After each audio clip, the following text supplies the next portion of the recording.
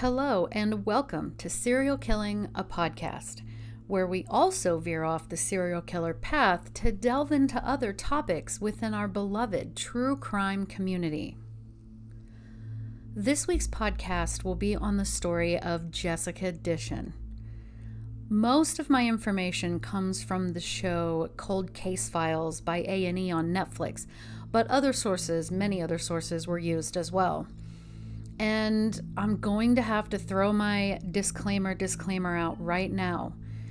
I knew this case was going to be tough. It was listener requested, of course.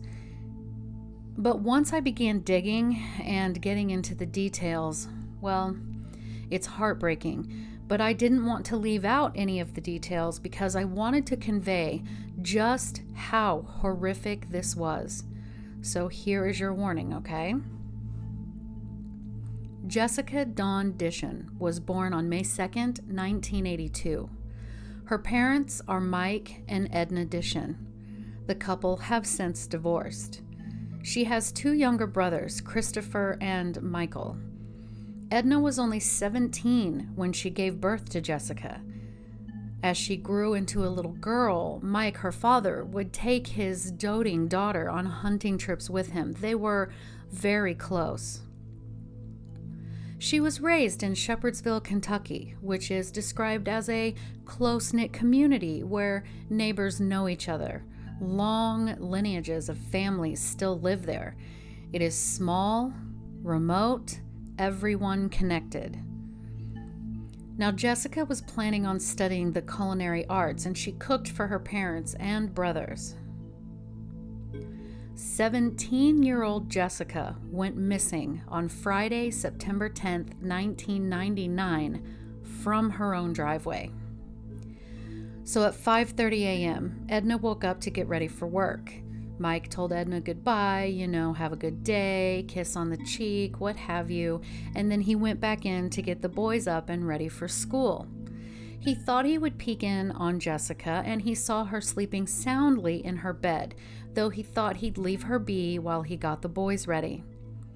After the boys were up and getting ready to catch the bus for school, Mike, satisfied that the morning was going well, he got in his truck and he left for work. After that, the boys got on the bus. It was said that Jessica's normal routine was to get up to the sound of her alarm at 6:45 a.m. to start getting ready for school. She was normally leaving by about 7:15, and she drove herself in her red Pontiac Sunfire car that she had paid for herself by saving up her paychecks from a local Hardee's she had worked at. She was then a senior at Bullitt Central High School. At 1:30 p.m., Edna returned home from work and saw that her daughter's car was still in the driveway.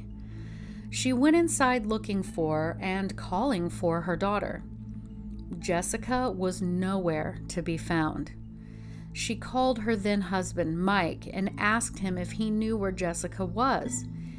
He said that he imagined she was at school and that he had checked on her that morning and had seen her sleeping in her bed. Edna told him that Jessica's car was still in the driveway, but she was not home. So Mike suggested she get the spare key to their daughter's car, unlock it, and see if it would start. Because of course a father's first instinct would be that, perhaps the car didn't start, so she caught a ride to school with a friend. It seems reasonable. Edna got the spare key and opened the door to the car. Inside, on the passenger seat, was her backpack, her work clothes, her purse, one shoe just haphazardly in the driver's side floorboard, and her phone, with two numbers typed onto the display. The haunting numbers 9 and 1. Immediately, Edna knew something was wrong. She called Mike again and told him to come home. So once Mike arrived home, they began calling Jessica's friends and the school to try to find her, but no one had seen her. The school told the concerned parents that Jessica had in fact not even been to one class that day. They went to her after-school job, and again, they hadn't heard from her either. So after a few hours of general looking around, Mike and Edna went to the police. The police listened to their concerns, but indicated that she was most likely a runaway and all but brushed the concerned parents off. Her father would angrily reply, quote, "No, she's not no runaway with one shoe on and one shoe off," unquote. The police told them to go back home and wait for Jessica to return, and if she didn't, come back the next morning. So the next morning, Saturday morning, the couple returned to the police station, wanting the police to take immediate action, as any parents would. They were told to go home. Later that day, 2 police officers came to the Dishon residence in one single police car. The officers did not seal off the area around the car or the car itself, leaving all possible evidence open to contamination. The entire area around the car, the actual car, and everything inside the car had been touched, and not a single glove was worn. To Mike, he felt as though there was zero sense of urgency to find his missing daughter. After the car was searched, with bare hands I might add, the officers left the property. Saturday turned into Sunday, and yet there was no word from Jessica. Mike was interviewed for the local news and stated quite plainly that he did not feel that there was enough being done to find his missing daughter. By Monday morning, it finally began to truly sink in that she was gone, really gone. Most everyone in the local community began to look for the teenage girl. Mike's brother, Stanley, told him that if someone was going to kill anybody, quote unquote, they'd put them in the river bottom. And for those that aren't familiar with that term, it's just the narrow flatlands that are right next to a river that can flood if the rainy seasons are particularly heavy. Now, this area, the river bottoms, already had a reputation for being the place where, let's say, mischievous people do mischievous things. One of the detectives said the first time she went there, she felt that it was definitely a creepy place, and it made the hairs stand up on the back of her neck. Now, as the search was going on, Stanley, Mike's brother, started acting kind of strange, according to Mike. As the search continued, at one point, Stanley became physically ill, vomiting on the ground, so he was taken home. But the search of the river bottom turned up nothing. The FBI got involved in the search, and a reward was posted for information about her whereabouts. The community held vigils. So one night, one of Jessica's brothers apparently came running into the house, swearing that he had heard his sister Jessica screaming for help. So Mike grabbed his gun, his brother Stanley with him, appearing out of nowhere apparently, and they all went looking for her. Mike states that he saw one of his neighbors. Now keep in mind this is a rural area, so neighbors are not close together. He saw his neighbor, Bucky Brooks, burning a bunch of clothes. Now there's history between these families. Needless to say, they did not get along. According to Mike, Bucky allegedly called their house after Jessica was missing, breathing hard into the phone or yelling, help me," into the phone. Like, what the fuck? So Mike approached Bucky as he's burning stuff in this fire, and he asked him for permission to search his property. Bucky Brooks told him no, and in fact, the Brooks were the only ones who did not want their property searched. Mike again told the media that he felt the Brooks were involved. So, the police come to the house with cadaver dogs and ask for the clothes Jessica had been wearing the night before she went missing. The dogs took in her scent, and they searched the Brooks' property. The police noted that Bucky was acting a bit different, and the dogs picked up on a scent in Bucky's fire pit. In the fire were 2 pair of jersey gloves that the dogs hit on, but they did not arrest Bucky.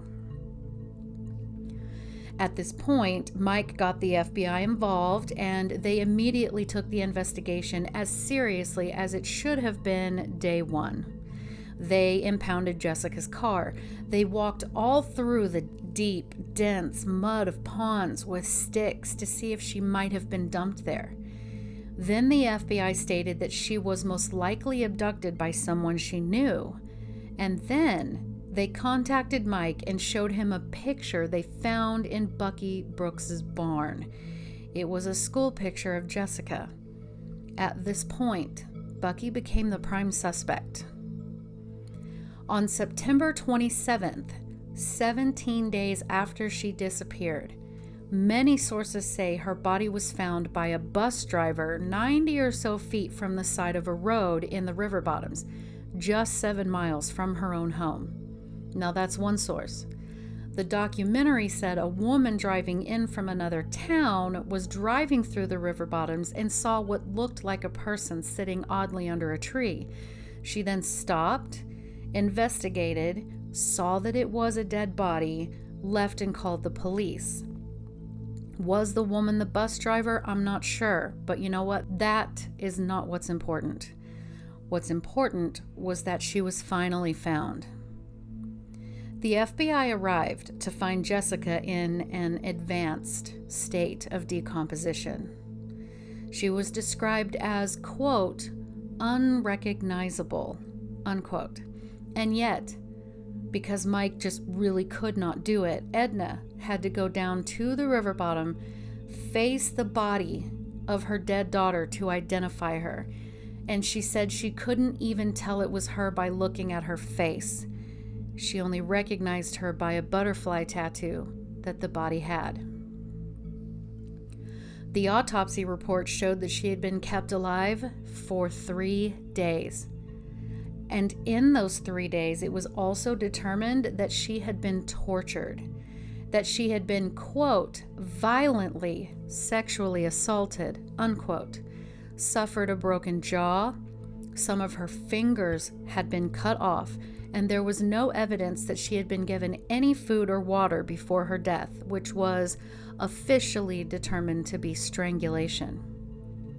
The body was then dumped off of Greenwell Ford Road, left for about 15 days. Then the murderer returned to the scene and moved the body 15 feet closer to the road, and therefore visible from the road, and propped it up against a tree, indicating they wanted her body to be found. This meant to the authorities that the murder must have been personal. So the authorities brought Bucky Brooks in for questioning. He told the police that he had seen Jessica walking down her driveway the day she had gone missing. Then he said he had not seen her because he was being intimate with his wife, to which his wife completely denied. Bucky then said that he had been working on his father's property, hauling water for their family business. Again and again, he lied to the police, so they did a polygraph, which he promptly failed. So the case against Bucky began to take shape, and he was eventually arrested and charged with Jessica's murder. He was also facing the death penalty.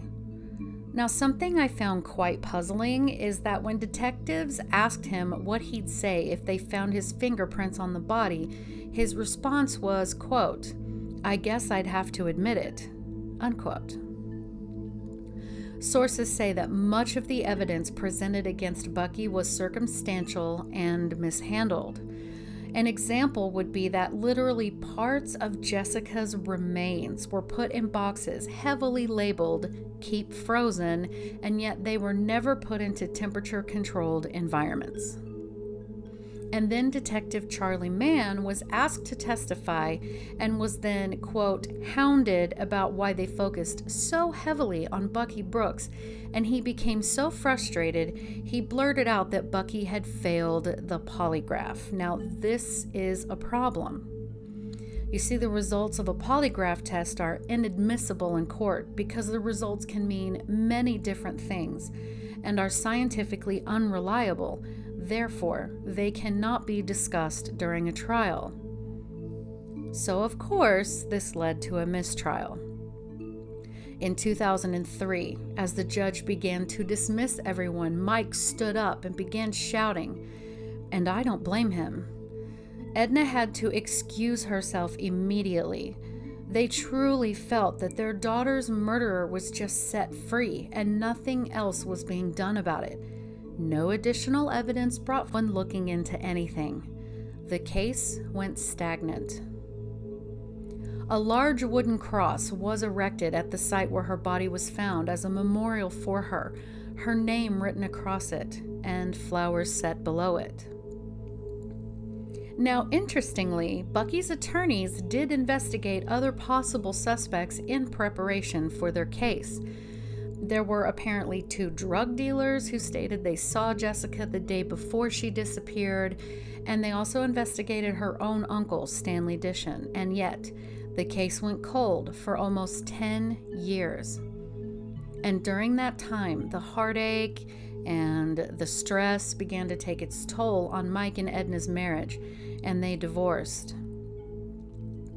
So in 2012, seasoned Louisville, Kentucky detective Lynn Hunt, who was a badass, I might add, was the commander of sex crimes and elderly abuse, and she had officially actually retired from the force. She decided to get back onto the saddle, so to speak, when she was asked to look at some old cold cases in Bullitt County, where Jessica's case was out of. Detective Hunt said that this type of case was her absolute passion, and she dove right in. In an interview, she stated, "When I started the investigation, I had such little paper information there in the sheriff's office. Mostly it was just loose leaf paper thrown in boxes, napkins, sticky notes, no phone numbers of individuals they had interviewed, no birth dates, no addresses, no nothing," unquote. As she looked over what she had to work with, she contacted Mike and told him that she was going to reopen Jessica's case. Keep in mind that Mike and Edna were no longer speaking, and as of the end of this documentary and some of my sources, they were still not speaking. But Mike invited Detective Hunt to his house, where she was given a box, and inside the box was the one shoe that was found in her car, along with her old cell phone and her billfold. She took it back to the office to look at it again. She also contacted the prosecution and defense attorneys, gathered everything, and started from scratch. Within some of the boxes, she found Bucky's psychiatric evaluation, and it stated that he had an IQ of 61, indicating mild mental disability, the mental equivalent of a 3rd grader. People with an IQ this low have significantly impaired mental development, though the intellectual level can vary. In other words, according to Detective Hunt, he should have never been given a polygraph test. So she began to walk through the evidence, interviewing people, and she was just hitting dead ends. Then, by chance, she got some information from a former colleague stating there was a prison informant who had information about the Dishon case. This inmate told her that he was in prison for sexual assault and abuse of minors, and he had been in a cell with another man who had been charged with the same offense. The inmate stated that that fellow inmate was Stanley Dishon, Mike's brother, Jessica's uncle, and he had said that he murdered Jessica.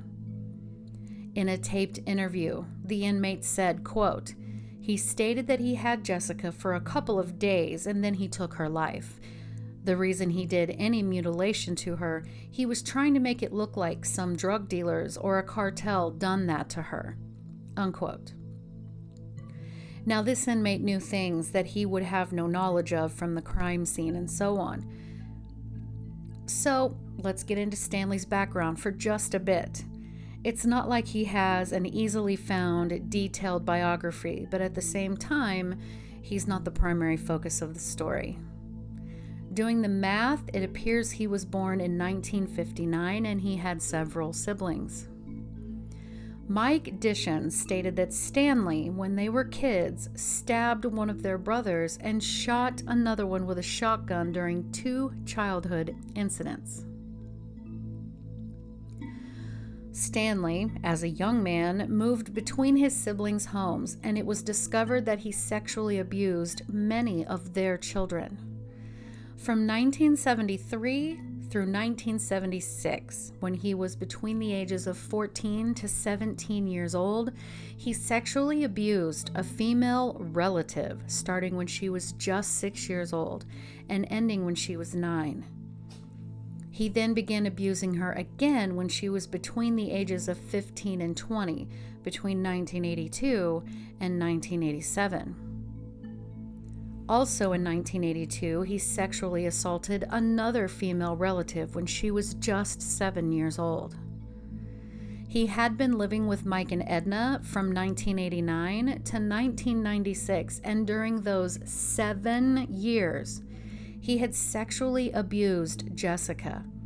He had molested her, he had raped her. Horrible. She would have been 7 years old when he first started living there, and he moved out when she was 14. Stanley began sexually assaulting a male relative from 1996 to 1997, and that victim was only 9 years old. Then from 1999 through 2002, he began sexually assaulting yet another female family member, beginning when she was just 6 years old. Now, folks, that's 5 family members that were just children. He had, wrap your mind around this, he had incestual relations with children. 5 children. 5 related children. So the inmate, and actually sources say there were 2 separate inmates, gave extremely similar stories about what Stanley told them. Stanley stated that he found out that Jessica had been seeing a boy her own age, and Stanley was extremely jealous of this. It was also said that Jessica found out he was molesting his own daughter and stepdaughter and, quote, was going to tell, unquote. He told the other men that he was very afraid that she would disclose the abuse he had been doing to her for years and years, so he made a decision.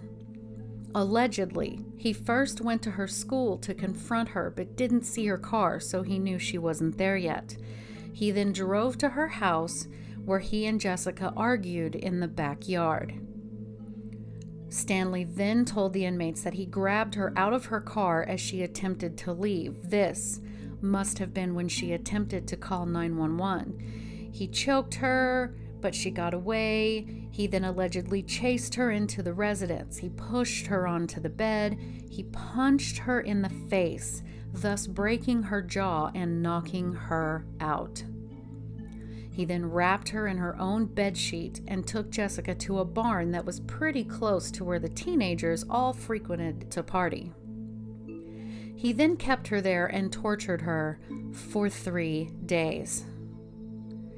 Once he was done torturing her, he strangled her, cut her throat with a knife, and later placed her body in a brush pile near water. He told one of the inmates he had to dismember a part of her to be able to move her body. One of the inmates stated that Stanley kept the other shoe after he cut her foot off. So Detective Hunt and one of Jessica's now grown brothers went out and they found the barn, and inside they found a sheet that matched the blanket that was still on Jessica's bed, as her parents had not changed anything in her room in all those years. Now, Stanley had already been charged in 2002 with sexually abusing 2 girls ages 8 and 10, most likely his daughter and stepdaughter, and also sodomy of one of those girls. The girls testified that he threatened to spank both of the girls if they told on him, according to court records. He was convicted and had nearly completed his sentence when he was indicted yet again, accused of sexually assaulting yet another girl under the age of 12 back in 1982, which was one of the previously mentioned nieces.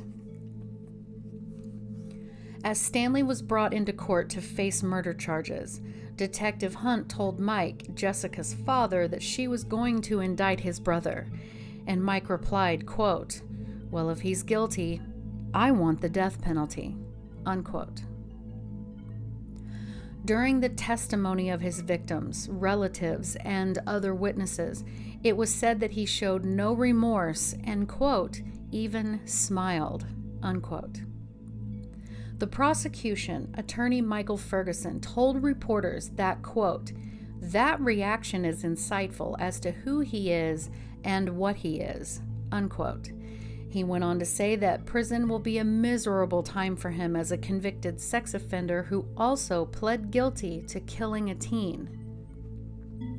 He put in an Alford plea, meaning that he acknowledged that they had enough evidence to convict him, but he would maintain his innocence. In essence, he pled guilty to 4 counts of rape, which included the other family members, and manslaughter for Jessica. With this agreement came a 20-year sentence. Stanley still says, to this day, he did not kill his niece. Edna, in an interview, said, quote, "Sitting in prison is not justice. I have to work every day to pay taxes for him to be able to stay in prison after what he did to my Jessica. That's not justice," unquote. Mike says if and when Stanley gets out of prison, he will be waiting for him. And to be completely honest, I don't blame him. Thank you for listening.